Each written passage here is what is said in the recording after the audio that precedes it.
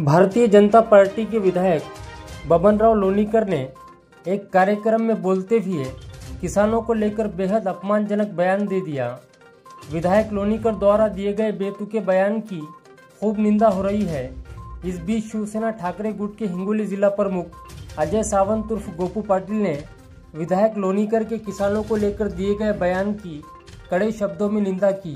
कुचरवाट्यावर बसलेले ते 5-6 काटे 10 काटे असतात, त्याच्या माईचा पगार बबनराव लोणीकरनं केला, त्याच्या बापाचं पेन्शन बबनराव लोणीकरनं केलं।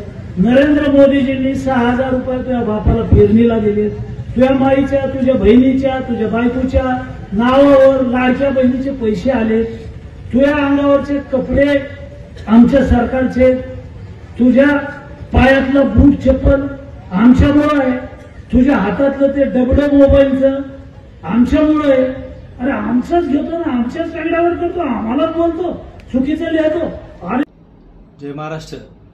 आज आपण बघितलं असेल की या बीजेपी वाल्यांना किती माज आलेला आहे। या बीजेपीचे जे आमदार आहेत बबनराव लोणीकर, ज्यांनी आपले शेतकरी जे जगाचा पोशिंदा आहे, माझा बळीराजा शेतकरी, त्याच्यावर जे भाषा केली, त्यांच्यावर जे बोलले की त्यांच्यावरचे कपडे असतील, त्यांना खाण्याची व्यवस्था असेल, त्यांच्या बहिणीला पगार असेल, जे काही त्यांचं घर चालतं असेल, चूल चालतं असेल, तर ते आमच्या पैशामुळे चालतो। अरे हरामखोर हो, तुमच्या का बापाच्या घरचे पैसे आहेत काय?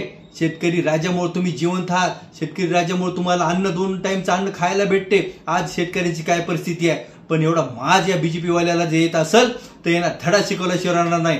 आणि मी बबनराव लोणीकर साहेब तुम्हाला मी हे सांगतो की तुमची जी भाषा आहे तुम्ही फक्त हिंगोलीमध्ये येऊन दाखवा।